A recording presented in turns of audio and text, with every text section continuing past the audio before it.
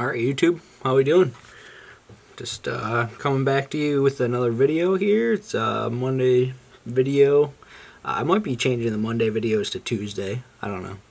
Let me know if anybody has an issue with that.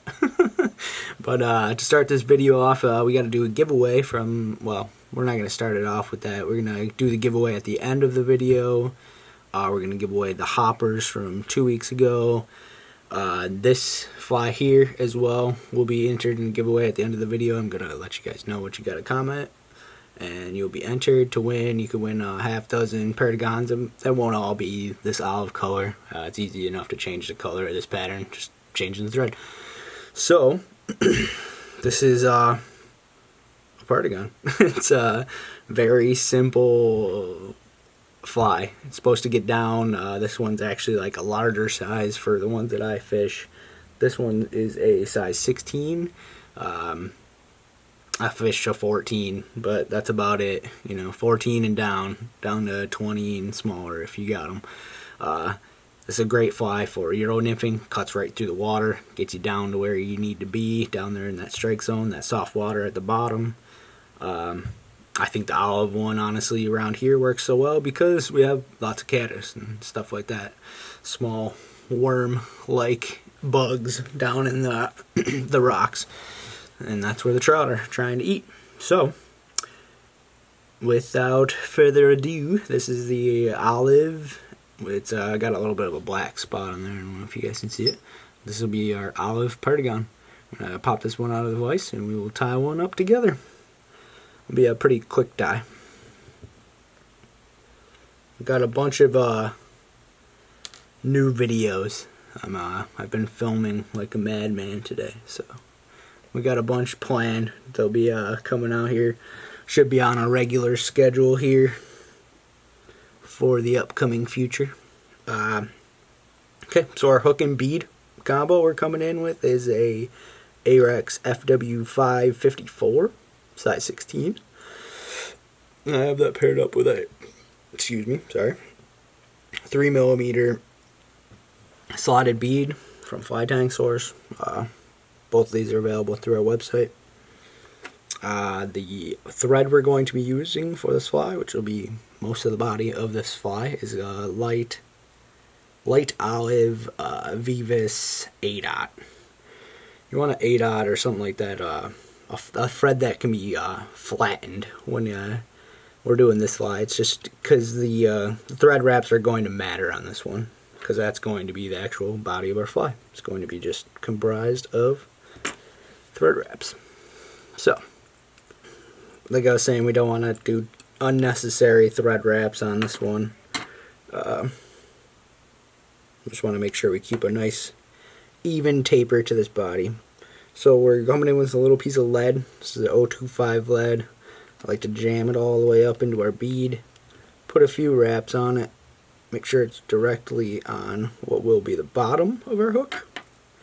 And I'm going to trim this on an angle.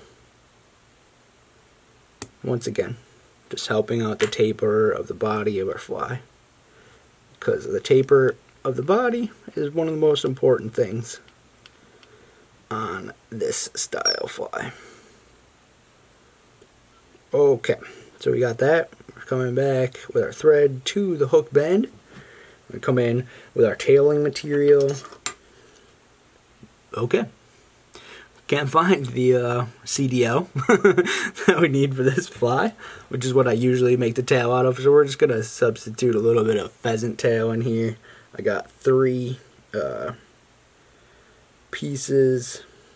individual pieces off of a natural pheasant tail.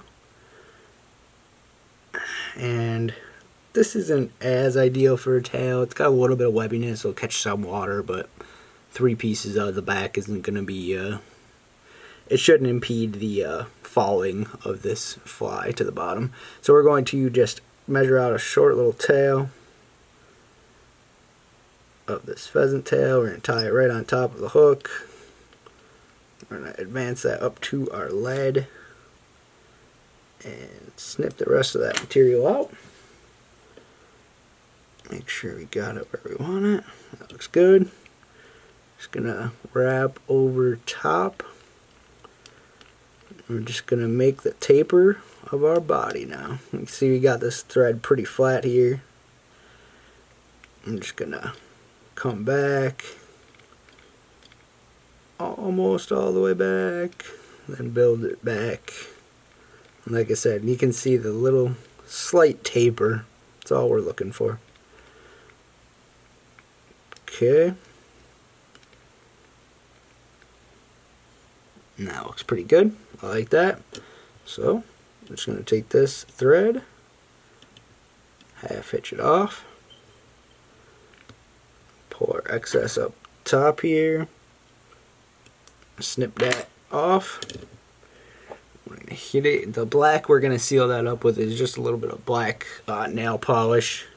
Use nail polish on this. You could use black UV as well. We're just going to put a little spot of this to mimic like a little bit of a wing casing on the back side of this nymph. And this is where I would take them out of the vise. Take them out of the vise, set them to the side, and then at the end I would go back through and UV them. But lucky you guys, you don't have to wait. So I'll be back in a second. Okay, and just to seal this up, we're just going to come in with, I'm going to use the Solarez thin, hard formula on this body. It's just going to allow this UV to cover the entire body a little bit easier because it's thin. It'll be easier to work around our hook. Must be getting very low on this. Oh, there we go. Coming out. And I just like to put a big old glob of it right there on the top. And I'm going to come through with a little bodkin or a poker of some sort. And we're just going to spread it all the way around.